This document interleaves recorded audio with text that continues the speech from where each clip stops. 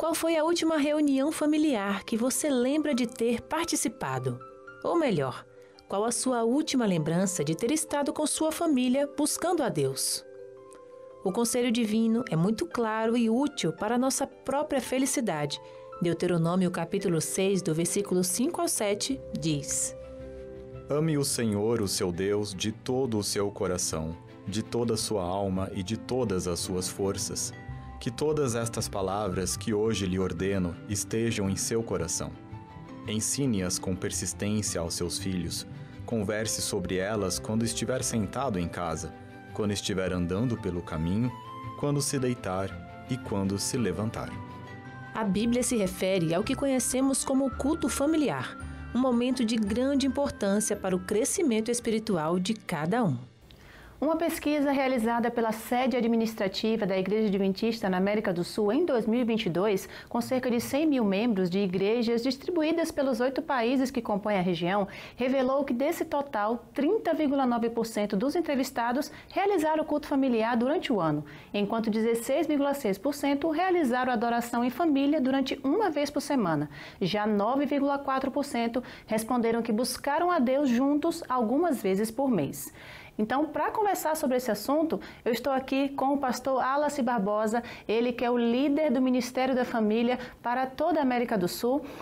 Pastor Wallace, nós vimos aí nesses dados que, infelizmente, uma parte significativa dos adventistas não costumam realizar o culto familiar de forma constante, diária. Então, pastor, fala pra gente o que deve mover o membro a realmente se interessar mais, realizar de forma mais constante o culto familiar.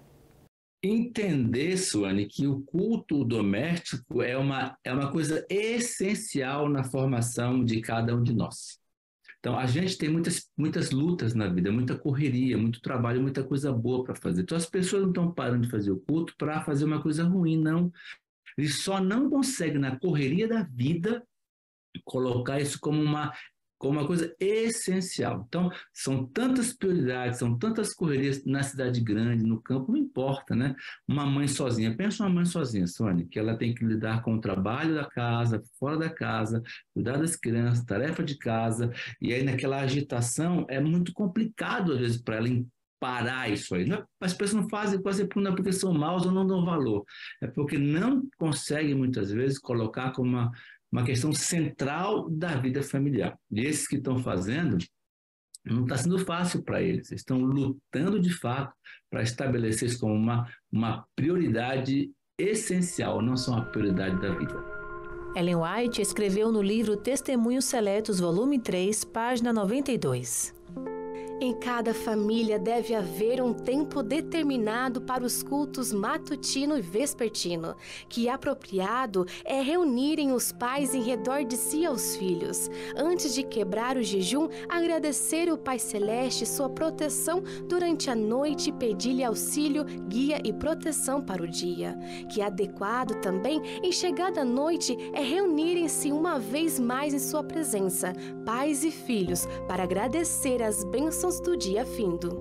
Em relação ao culto familiar, a gente sabe que ele fortalece bastante a nossa vida espiritual, a nossa saúde espiritual, mas de que maneira ele também auxilia em todas as áreas da vida de um indivíduo que realmente pratica o culto familiar? Veja que nessa corrida louca da vida, nesse mundo caótico que a gente tem, você quase não tem tempo para parar de verdade para conversar. E uma das coisas mais fantásticas da relação familiar é quando você para dar tempo e ouvir o outro com atenção. Então, por exemplo, a criança pode fazer um pedido de oração, aí o pai e a mãe começam a entender, ou a mãe, a avó que está cuidando daquelas crianças, começa a entender o que ela está sentindo, o que ela está pensando, o que está afligindo o coração daquela criança naquele dia. Quando ela faz um agradecimento, você entende por que ela está tão feliz. Então, você começa a ir além de uma formação de um hábito espiritual. Você começa a entender de verdade a dinâmica da vida, as dores daquela pessoa e como poder ajudar. Aí aquele líder espiritual que está ali, ele começa a preparar o culto para tratar daquele tema. para tratar daquele assunto que vai trazer aconchego, tranquilidade e conforto para aquela criança, aquele jovem, aquele adolescente ou aquele adulto que está ali, né? Então é um momento muito significativo quando você entende a beleza da comunhão com a família, com os membros da casa e com Deus também. Numa sociedade cada vez mais tecnológica e informatizada, os relacionamentos interpessoais têm sido diluídos pela pressa das experiências externas, pela avidez do sucesso profissional e ascensão social. Em meio a tudo isso, os momentos em família são engolidos em detrimento de outros anseios. O que fazer para enfrentar essa realidade? Acho que a chave de tudo, para todas as relações, é o diálogo, é a comunicação. Então a gente parar com cuidado e olhar, peraí, olha, na hora do jantar, por favor, vamos deixar o celular de lado, todo mundo ali, ó, para que vocês possam estar ali, todo mundo está junto na hora do jantar. Aos fins de semana também, tentar procurar estipular ali atividades que sejam prazerosas para a família toda.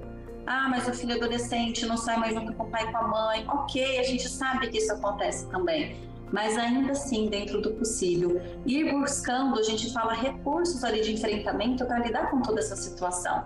Então, a rotina ela é fundamental para as crianças, para os adolescentes. Então, quando você faz o culto familiar, você vai aprendendo, e às vezes sem gostar, da relevância e importância de ter um momento com Deus. Chega um momento da sua vida que as coisas apertam, que são difíceis. E aí, aquele momento que você nem gostava muito, você nem queria muito, ele dizia, puxa vida, eu sei para onde eu devo ir, eu sei por onde eu devo correr, eu sei para onde que eu devo caminhar. O culto familiar sempre foi algo fundamental aqui na casa do Valdemiro e da Irene. O investimento na vida espiritual fez e faz toda a diferença para o casal e também para os filhos que hoje já estão casados.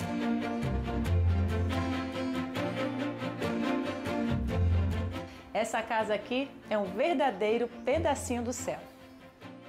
Em meio à rotina corrida do trabalho, o casal adaptava os horários para que o culto sempre acontecesse. Desde que eu fui para a igreja, eu vi uma necessidade. A igreja ensinava, né, que a gente tinha que fazer culto familiar com os filhos, lição da escola sabatina. E nossas crianças, tudo pequenininho, chegavam no sábado de manhã, as crianças respondiam as perguntinhas da professora e nós achava interessante.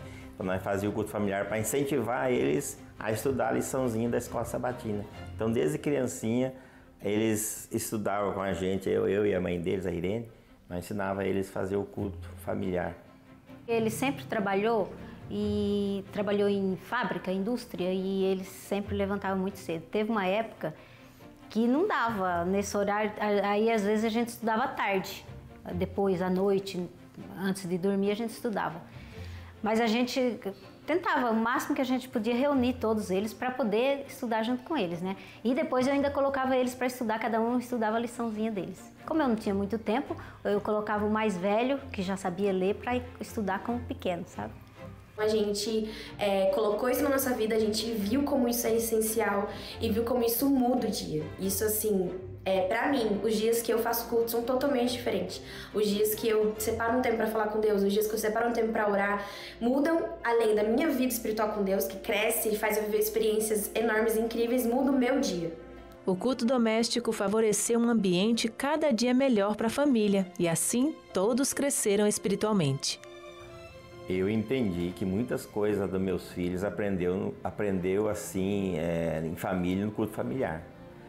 Às vezes, sábado à noite, a gente fazia o culto do pôr do sol e nós continuava ensaiando o hino. Eu subiava o hino e eles continuavam.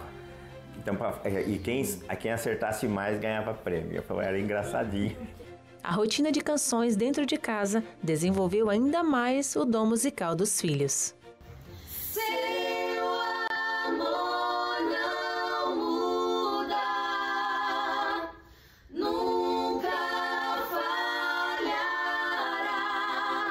mesmo na tristeza, nossa fé se firma. Pastor Wallace reconhece o esforço que cada família realiza para cultuarem juntos a Deus e, principalmente, os frutos que todos colherão no futuro.